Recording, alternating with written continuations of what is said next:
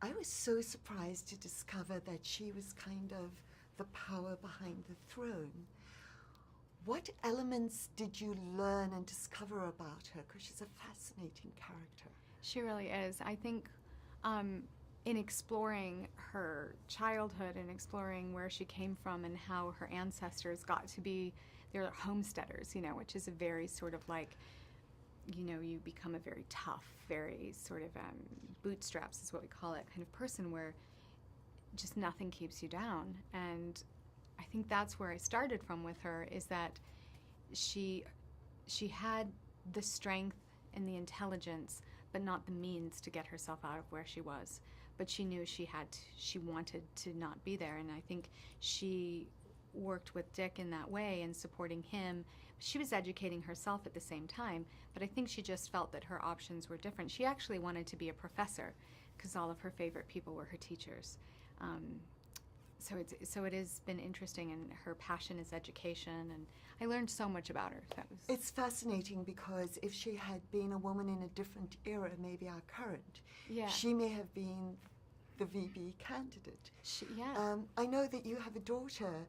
Do those kinds of issues resonate with you, so that maybe you tell your daughter different things, give her a wider vision? Because it's really based in socialization, I think. I do try to give her that. I think the biggest challenge for me is I was raised to sort of do what I was told, and I was raised to maybe not speak my mind all the time, and so that's been something I've had to break myself out of. And so encouraging her to do that, I always have to remind myself that it's great that she's speaking her mind, you know, and she has natural empathy. I don't have to teach her that, but I do want to encourage her strength and her ability to articulate her emotions, her opinions, her feelings, because that combined with empathy is a beautiful thing in a human being. And so I have to remind myself to encourage that because it was not something that I felt encouraged It's a wonderful trait. Yeah. The other scene, there were so many, but one of the scenes that really stood out for me was when she reads him the riot act. Yeah, it's her first scene. Yeah, kind of sets it in motion. Yeah. So how good are you at raising your voice and telling people to do what needs to be done? I mean, it's funny because my team's in there, so they're all like, let's see Amy get out of this one. They're laughing. I'm judicious, I would say, in my sort of, I think sometimes I hold on to it too much and then I kind of explode.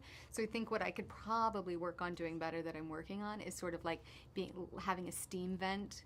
So I mostly do that with my husband. Like, I think Darren watched that scene and was like, oh, I know her. She's no fun. Well, I was wondering how difficult it was for you, because if you don't do that in your life, to do that with somebody like Christian Bale playing Dick Cheney. I know. I don't do it quite as big as Lynne, but I do that in my life. I like to give a good monologue about getting it together and getting it done. I do like to do that. But doing it with Christian Bale is always... But what's so funny is when I was talking about our relationships, and I'm like, I yell at him in The Fighter. I yell at him in American Hustle. I yell at him. I'm just always yelling at him. I'm always like... so it's... But you always get nominated for an award when you yell for yelling at him. Okay, great. I want to play another character where I yell at him. So let me ask you very quickly.